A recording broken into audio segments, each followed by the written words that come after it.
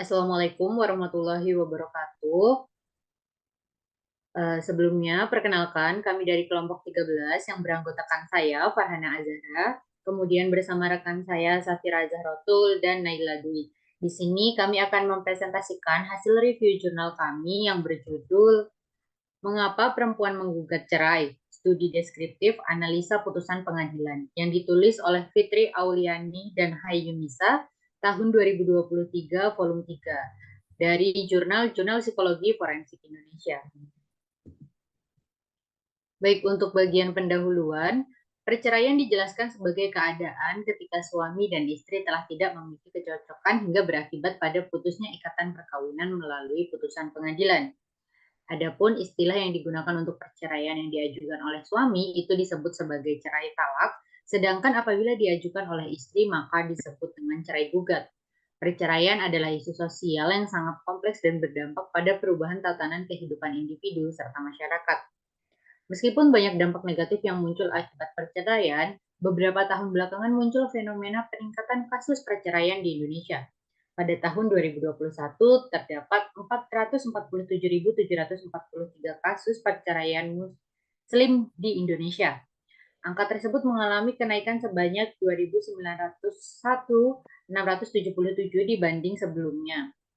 Tahun 2022, kasus perceraian meningkat sebanyak 15% menjadi 516.334 kasus, dan mayoritas kasus pada tahun ini adalah cerai gugat yang berjumlah sebanyak 338.385 kasus.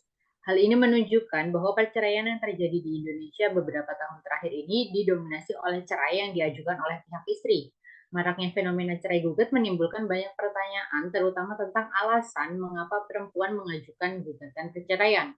Tujuan dari penelitian ini adalah untuk memberikan gambaran tentang alasan dan faktor-faktor perempuan menggugat cerai berdasarkan putusan Mahkamah Syariah Aceh yang telah ditetapkan oleh hakim. Oke, selanjutnya ada metode penelitian. Penelitian ini menggunakan metode deskriptif kualitatif yang bertujuan untuk memperoleh gambaran menyeluruh mengenai faktor-faktor perempuan menggugat cerai berdasarkan putusan pengadilan agama atau mahkamah syariah yang telah ditetapkan oleh hakim. Data yang digunakan dalam penelitian ini adalah data sekunder berupa putusan pengadilan untuk perkara cerai gugat yang diperoleh dari situs Mahkamah Agung berjumlah 30 putusan Mahkamah Syariah yang dipilih secara acak.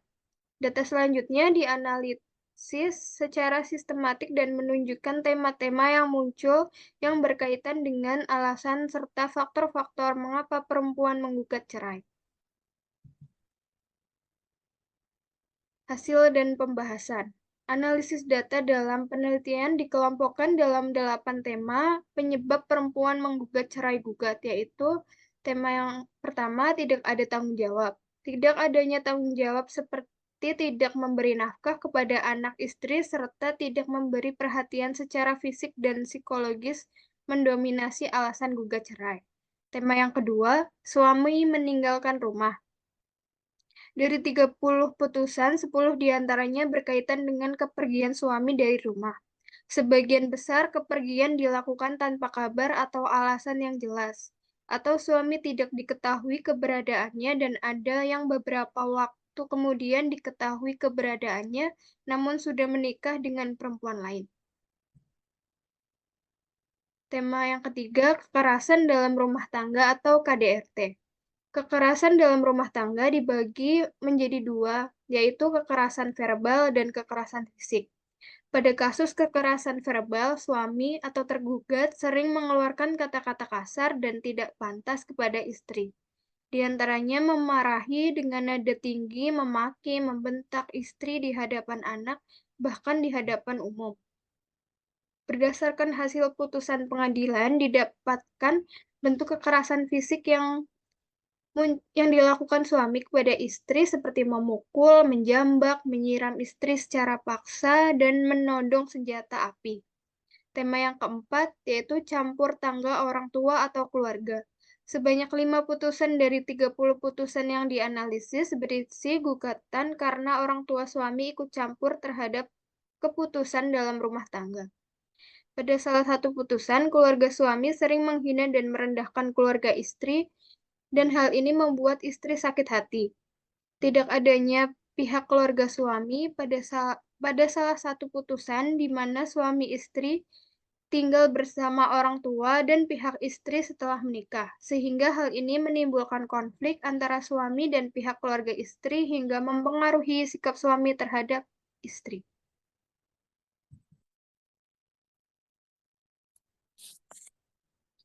Selanjutnya tema 5 ada krisis moral suami.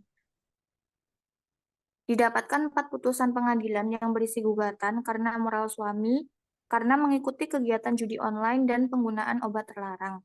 Kedua hal tersebut menyebabkan suami dapat berlaku kasar dan kehilangan tanggung jawab sebagai seorang suami yang harus melindungi dan menafkahi keluarganya. Lalu tema ke-6 yaitu perselingkuhan. Diketahui pada 4 kasus perceraian, suami telah melakukan hubungan dengan wanita lain tanpa sepengetahuan istri. Perselingkuhan tersebut membuat hilangnya tanggung jawab suami pada keluarganya dan membuat hilangnya perhatian secara fisik maupun psikologis yang seharusnya diberikannya. Perselingkuhan juga rentan memunculkan tindakan kekerasan fisik dan verbal. Selanjutnya, tema ke-7 ada poligami. Sebagian dari gugatan disebabkan karena alasan adanya poligami yang tidak sehat yang dilakukan oleh suami. Tanpa diketahui suami telah menikah dengan perempuan lain sehingga berakibat pada hilangnya tanggung jawab terhadap keluarga menjadi hilang. Selanjutnya tema ke-8. Suami terjerat hukum pidana. Salah satu alasan yang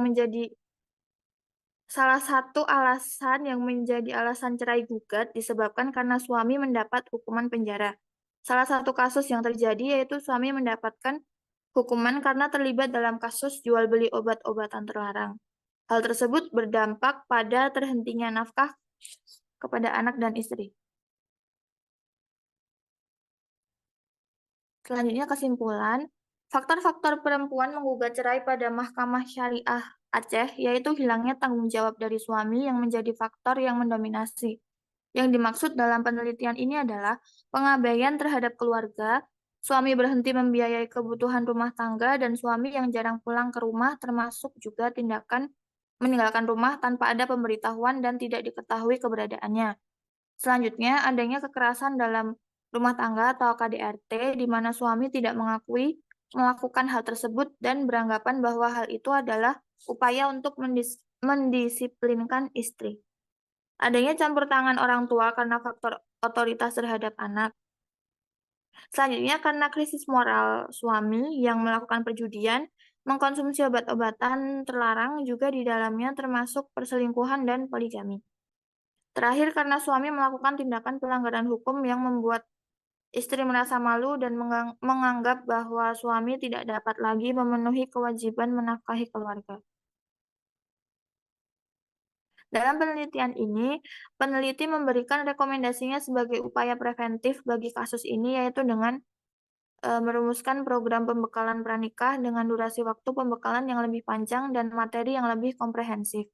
Pembekalan tersebut juga perlu dilakukan pada orang tua sebagai upaya preventif adanya campur tangan orang tua yang berdampak negatif pada rumah tangga anak.